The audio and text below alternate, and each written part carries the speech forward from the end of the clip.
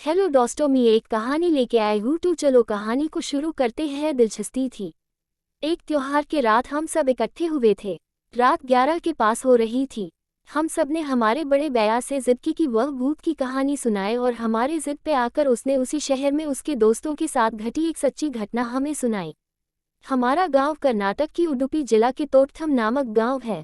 मलपे बीच सबको पता ही है। वहां से उत्तर की तरफ बढ़े तो हमारी तोटथम बीच मिलती है। हमारे बीच में नदी और समंदर का पानी एक जगह मिलने की जगह है, जिससे हम पोटेटलला तुथु भाषा बुलाते हैं, सिर्फ बारिश के मौसम में।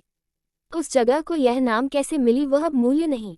मैं अब आप लोगों को वह कहानी सुनाने जा रही हूँ जो दक्षिण टोटटम की एक सुनसान पुल में घटी सच्ची घटना है, जो मेरे भाई ने मुझे सुनाई थी।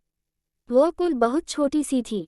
उसमें एक समय में दो बड़े गाड़ियों का या एक छोटा दूजा बड़े गाड़ी का साथ साथ आमने सामने गुजर जाना असंभव था।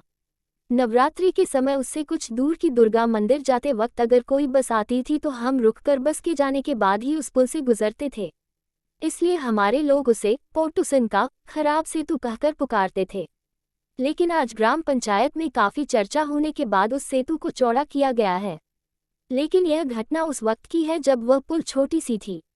एक अध पूर्णिमा की रात मेरे भाई के 3 दोस्त उत्तर टोटटम से दक्षिण टोटटम चले आ रहे थे। किसी काम के कारण देर हुई थी और वे लोग 12 के बाहर उस पुल की तरफ भरते दक्षिण टोटटम आ रहे थे कि उन्होंने दूर से उस पुल के एक स्तंभ में किसी बूढ़े को बैठे अजीब ढंग से बार बार नीचे नदी में मछली की छड़ को फेंकते हुए देखा। उस पुल के पास आते ठीक से नजर आ रहा था कि एक बूढ़ा बार बार नदी में बंसी फेंक रहा था। यह बूढ़ा इस वक्त क्या मछली पकड़ रहा है?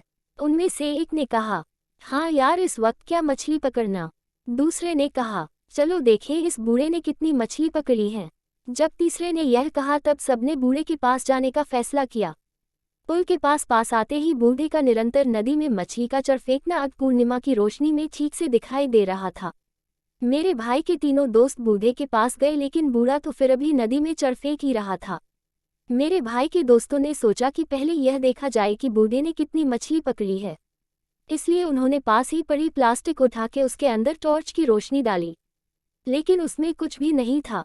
फिर जब उन्होंने नदी में टार्च डाली तो नदी का पानी भी पूरा खाली था। यह बूढ़ा बिना पानी के नदी में क्या मछली पकड़ रहा है? दादाजी, कह के उनमें से किसी ने बूढ़े को पुकारा, लेकिन बूढ़ा तो निरंतर नदी में मछली का चरफेक उसे बार बार खींच रहा था। इसलिए उनमें से किसी ने हंसकर बोला, ओह मछली पकड़ने वाले दादाजी। ऐसा कहते ही उसने दादाजी की शक्ल पे टॉर्च की रोशनी डाली। लेकिन आश्चर्य भयानक, दादाजी की शक्ल नहीं दिखी, लेकिन हाथ और पूरा शरीर दिखाई दे रही थी और वे निरंतर नदी में चढ़ फेंक कर खींच रहे थे।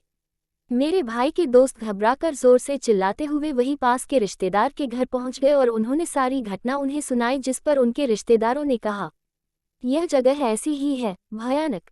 यहाँ रात को चिल्लाने की आवाज़, पायल की आवाज़ आती है।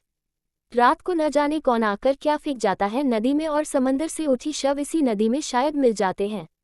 उद्धरण चिन्ह। वह रात मेरे भाई के दोस्त वहीं ठहरे, लेकिन उन्होंने कहा था कि जब टॉर्च की रोशनी बूढ़े की शक्ल से उन्होंने हटाई थी, फिर से बूढ़े की शक्ल दिखी थी और भागते जब उन्होंने पीछे मुड़ा तब भी बूढ़ा नदी में चरफेक खींच रहा था।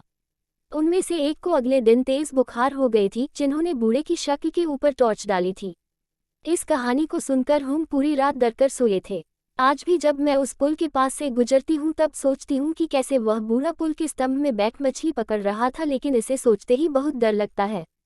अगर आपको मेरी कहानी अच्छी लगे तो एक लाइक जरूर करना और कमेंट में जरूर बताना।